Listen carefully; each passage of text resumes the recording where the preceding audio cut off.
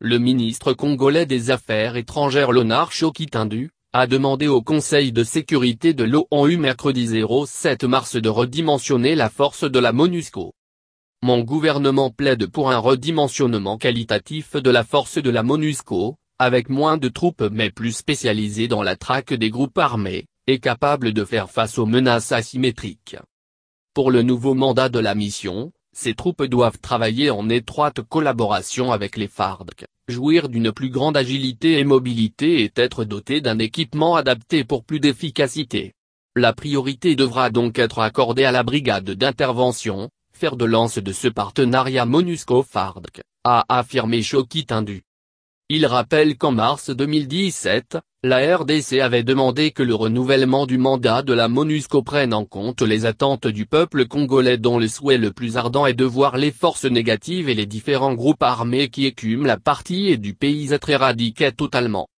Pour y parvenir, il était impérieux de renforcer l'efficacité opérationnelle des forces onusiennes, en priorité celle de la brigade spéciale d'intervention, la seule force offensive qui faisait face aux groupes armés. Au regard de la situation sur le terrain, le même vœu reste d'actualité, note le chef de la diplomatie congolaise. Dans ce contexte, fait remarquer M. Choki-Tindu, les unités de la MONUSCO non essentielles aux opérations militaires de lutte contre les groupes armés, présentes dans les zones où la force de la MONUSCO n'est pas justifiée et dans celles où la concentration des forces est supérieure à la menace, doivent être retirées pour alléger les effectifs et certaines converties dans un mode plus adapté à la traque des groupes armés. Le gouvernement congolais regrette aussi de n'avoir pas été consulté sur le retrait de l'artillerie tanzanienne et de l'aviation sud-africaine ainsi que le déplacement du commandement de la brigade d'intervention rapide du théâtre des opérations à une base fixe à Goma, entraînant ainsi son inefficacité, révèle Choki-Tindu.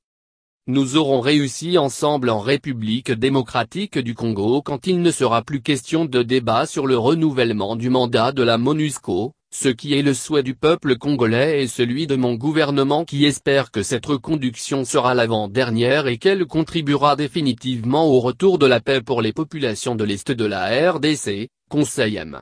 Choki-Tindu. Le crucial mandat confié à la MONUSCO ne peut réussir sans d'éradication des groupes armés dont les activités constituent la principale menace contre les populations civiles, rappelle le ministre congolais des Affaires étrangères. Ainsi, les termes de référence du nouveau mandat de la MONUSCO doivent absolument intégrer l'impératif d'éradication des groupes armés parmi les priorités du partenariat stratégique et sous le leadership des FARDC.